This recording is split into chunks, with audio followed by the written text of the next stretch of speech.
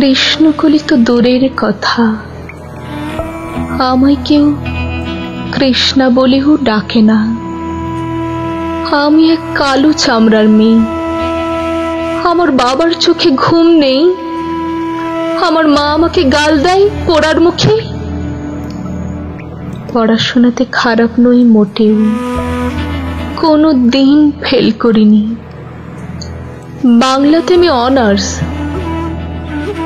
পাশের বাড়ি বেড়াতে আসা শান্তনুদা আমার গান দূর থেকে শুনে আমাকে নিয়ে নরম একটা চন্দ্রকান্তার স্বপ্ন দেখেছিল, কিন্তু আমাকে দেখার পর একটা প্রকাণ্ড মেঘ আকাশটাকে ঢেকে দিয়েছিল। সেই থেকে চাঁদ আর এমুখ হয়নি। পরে শুনেছি জুঁই ফুলের মতো বউ হয়েছে তার, টুকটুকে ফুটফুটে, যেন চাঁদের গায়ে চাঁদ লেগেছে।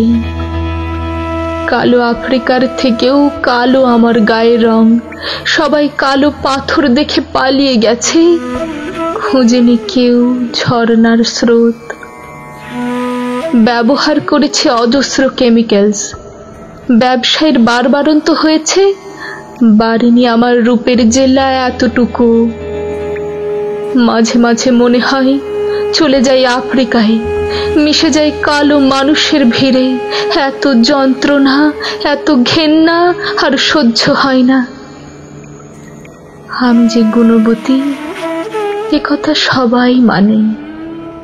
মেনু কাকিমা আমার মাকে ডেকে বলেন, সত্যি এমন শান্ত শুদ্ধ মেয়ে দুটো দেখিনি। অথচ সেই কাকিমাই আমার বাবার প্রস্তাব নাকচ করে ছেলের জন্য ঘরে তুললেন ফর্সা ধবধবে তুলোর পুতুল। কালো, ভীষণ কালো আমি।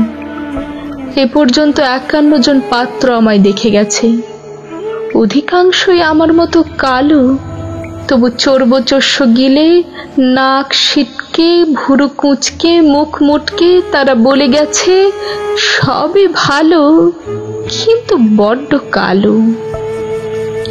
আমি আমার মায়ের গলায় আটকে যাওয়া কাঁটা, বাবার চোখের ধূসর নিঃস্ব শূন্যতা, আমার নিজের জন্য যত না দুঃখ, ওই দুটি অসহায় বৃদ্ধ বৃদ্ধার জন্য অনেক বেশি ক্ষত চিহ্ন আমার বুকে।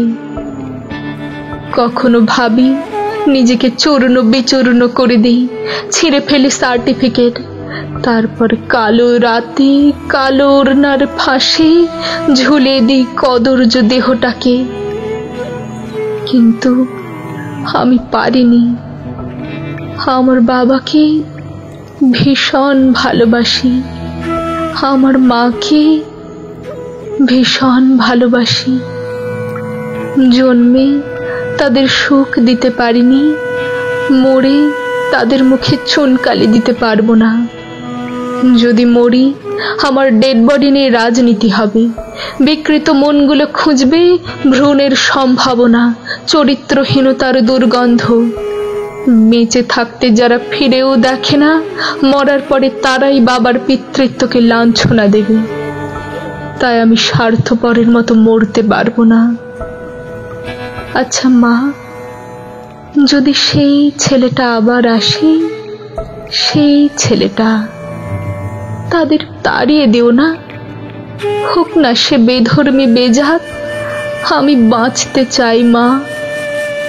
তার চোখে রবি ঠাকুরের আলো, আলো ভুবন ভরা, আলো আমার আলো। মাগো দেখো, সব অন্ধকার দূর হয়ে যাবে। লোকে কি বলবে, ভাববে বসে বসে। মা, রাজি হয়ে যাও, তোমরা তো চাও আমি সুখী হই।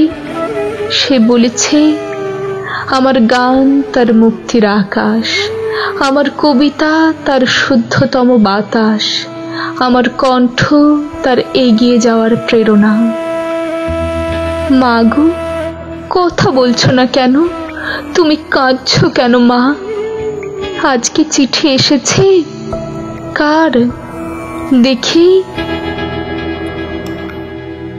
হায় রবীন্দ্রনাথ, তুমিও শেষে ছলনা করলে।